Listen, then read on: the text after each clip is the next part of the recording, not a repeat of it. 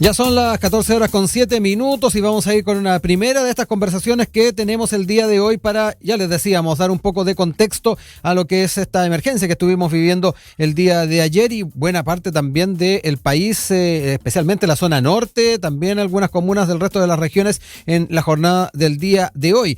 También para ir explicando un poco no solamente las dificultades o el problema que hubo el día de ayer, sino que además comprender cómo funciona nuestro sistema eléctrico y particularmente la distribución de la energía. Estamos en estos momentos en línea con el académico, subdirector de investigación y posgrado, además del Departamento de Ingeniería Eléctrica de nuestra universidad, Patricio Valdivia, a quien saludamos de inmediato. ¿Cómo está, profesor? Muy buenas tardes.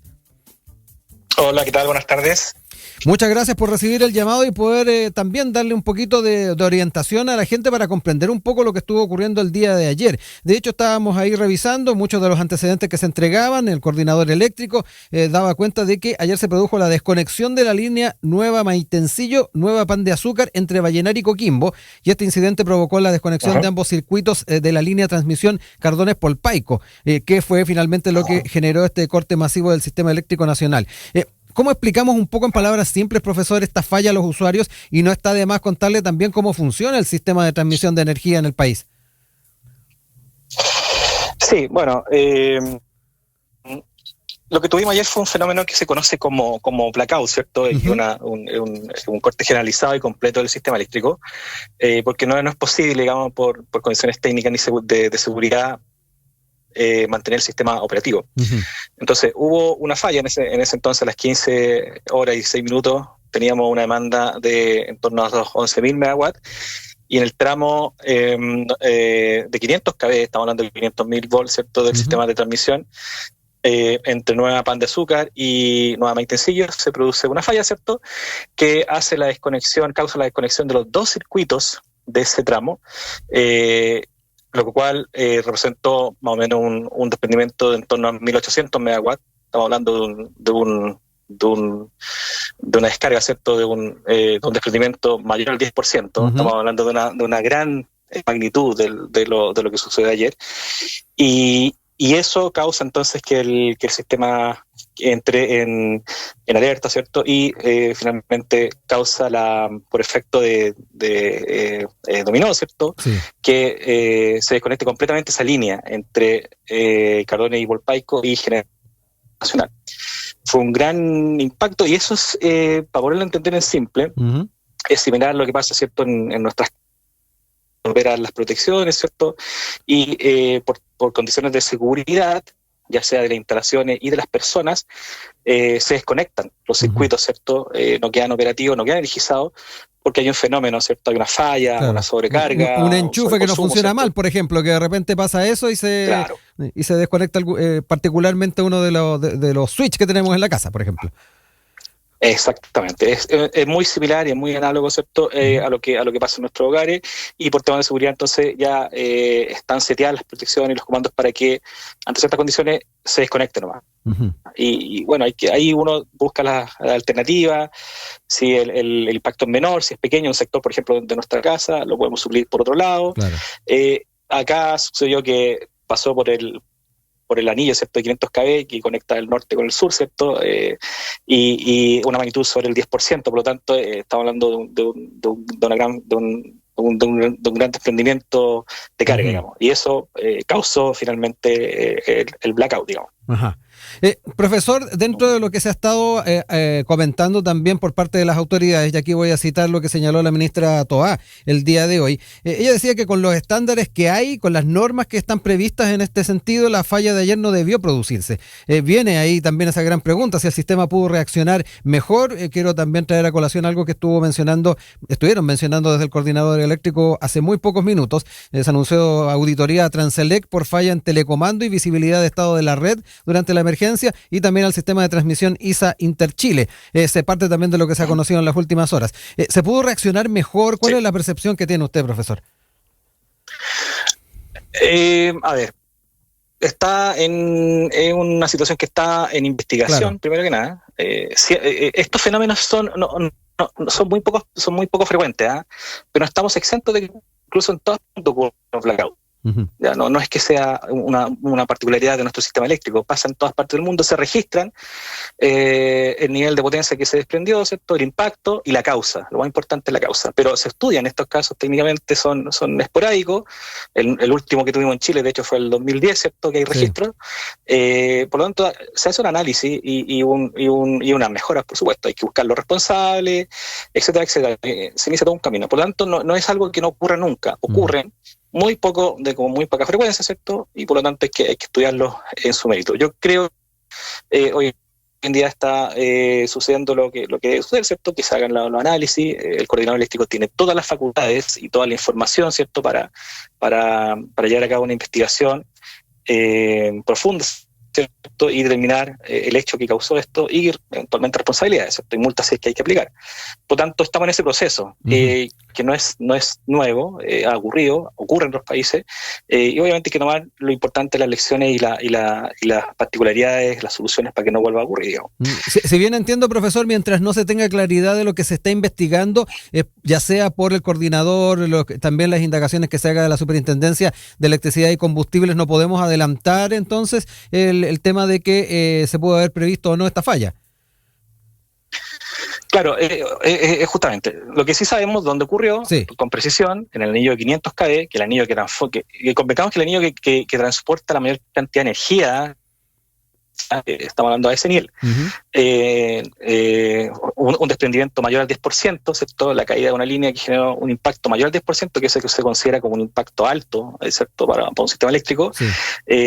Por lo tanto, claro, lo que hay que ver que bueno, desde el punto de vista de las protecciones están hechas para que justamente operen, ¿cierto? Ante situaciones así y desconecten las líneas cuando hay anomalías, y eso funcionó, digamos.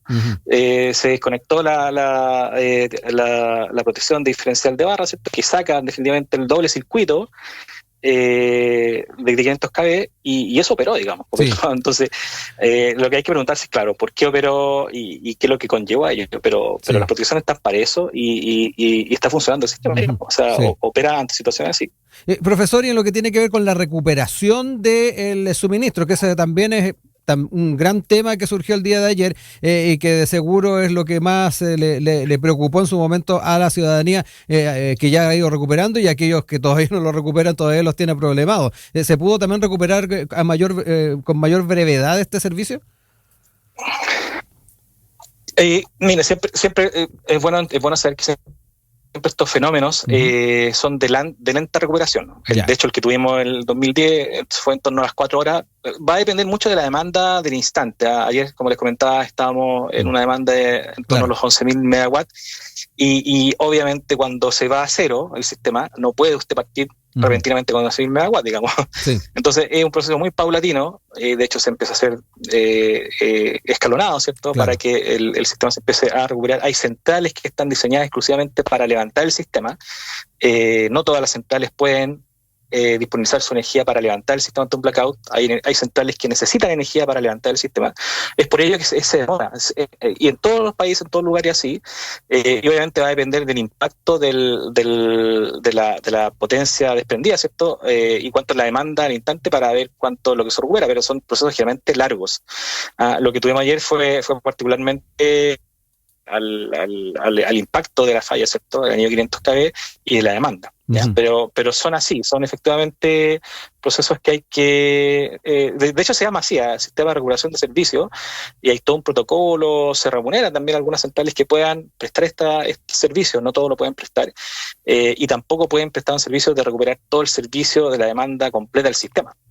Nuestro sistema, la capacidad instalada del sistema eléctrico chileno está en torno a los 30.000 megawatts, y obviamente el plan de regulación de servicios no es de 30.000 megawatts. Entonces, ahí uno empieza a hacer el análisis, ¿cierto? Y claro, lamentablemente hay gente que lo pasó mal, pero y que sufrió mucho, pero en definitiva todos estos blackouts lamentablemente son de lenta recuperación. Quería recordarles que estamos en diálogo con el académico, subdirector de investigación y posgrado, además del Departamento de Ingeniería Eléctrica de nuestra Universidad, Patricio Valdivia. Profesor, dentro de también las apreciaciones que se han hecho a nivel político, quiero citar al diputado Jorge Brito. Él decía que es inaceptable que dependamos de un solo interruptor, estoy citando sus palabras. Esto se unificó en 2017, pues antes el norte era aislado de la zona central. Esto tiene que llevarnos a mejorar el sistema. Y ahí entra una gran pregunta. ¿Hay formas de diversificar las líneas de transmisión? Porque está también a la hora de hablar de esto de por dónde pasan, si afectan a las personas, si afecta al medio ambiente, y ahí se nos vienen a la mente una serie de temáticas y de proyectos. Surge la figura de Quimal Aguirre, este megaproyecto que muchos dicen es clave para la estabilidad energética, para esta diversificación, en fin, dar otras opciones. ¿Cómo ve también este tema? Porque ahí hay de por medio varios factores, ya lo decíamos, inversión, lo que tiene que ver con la afectación a las personas y al medio ambiente. ¿Cómo ve también estas posibilidades de ir buscando alternativas? Sí, ese trabajo de buscar alternativas es constante y se realiza anualmente a través de la Comisión Nacional de Energía, de su plan de expansión de la transmisión. En la oficina, ¿cierto?, es la encargada de velar por la expansión de la transmisión y ver las mejoras que hay que ir haciendo al sistema. Y anualmente se van licitando, ¿cierto?, obras de mejora el sistema de transmisión, y de ahí sale el proyecto Quimal Aguirre que usted mencionó, ¿cierto? Sí. Que es para seguir fortaleciendo los flujos de potencia. Lamentablemente el Quimal Aguirre va a estar disponible a partir del año 2029, ¿cierto? Recién, entre el norte, Antofagasta y Santiago, y bueno, una línea bien robusta en HDC, ¿cierto? Que va a mejorar mucho las condiciones. Pero hoy en día quiero mencionar que el sistema no es vulnerable, ¿eh? Hoy día tenemos efectivamente particularidades técnicas que hacen el sistema bastante estable. De hecho, operamos con el criterio que se llama N-1. Todas las líneas de transmisión de doble circuito que usted ve, que son unas torres, sí, ¿cierto?, con dos circuitos por un lado y por otro lado, siempre está activo un circuito, de manera tal que el otro circuito quede disponible ante una falla, ¿cierto?, y pueda operar en caso de que el circuito 1 esté con problemas. N-1. Ayer lamentablemente se cortaron los dos circuitos. Por eso es que tuvimos este blackout. Pero estas operaciones, ¿cierto?, estas desbalances, son del día a día. Día a día se producen estas perturbaciones, obviamente de mucha menor envergadura, de mucho menor tamaño, y ayer lamentablemente se dieron varias cosas juntas que son las que fue la tormenta perfecta para ese profesor. Exactamente, una seguidilla de hechos, ¿cierto?, que conlleva a los blackouts, no en Chile, sino que en todo el mundo. Todo el mundo se estudia en estos casos porque justo se da un conjunto de anomalías que conlleva una situación desagradable. Pero en lo concreto yo quiero admitir que el sistema es estable, es seguro, operamos el criterio de N-1, ante cualquier falla está el otro circuito disponible, hay líneas, ¿cierto?, está el anillo 220, el KB, viene el HDC, ¿cierto? Es un trabajo constante que hace la Comisión Nacional de Energía, que emite este plan de expansión, y todos los años se va mejorando el sistema. Por lo tanto, no hay que dar un poco las señales de que el sistema es vulnerable, de que estamos mal. Efectivamente, se puede mejorar, sin duda. Eso tiene un costo que pagamos todos nosotros, porque el sistema eléctrico no es público, es 100% privado, y lo pagamos todos los usuarios. Entonces, eso tiene un costo, y obviamente pagar un costo de un estándar es muy distinto a pagar un costo de un estándar muy elevado. Entonces, estamos en ese camino. La interconexión efectivamente lleva poco tiempo, del año 2017, la interconexión entre el SIN y el SIC. Por lo tanto, lo que se ha hecho desde ese entonces es mejorar muchísimo el sistema. Pero no obstante ello, hay que indagar, hay que investigar. Hay posibilidades de que haya habido una falla humana. No es común que se haga una conexión de los dos circuitos. Eso es muy poco común que ocurra, porque justamente operamos con el criterio que le comenté, N-1, que si falla uno está el otro disponible. Entonces es muy poco común y no opera así el sistema que las dos circuitos se desconecten. Técnicamente operó la protección diferencial de barra, ¿cierto?, en una de las subestaciones, y eso hizo la desconexión de la línea. Entonces hay que indagar ese hecho.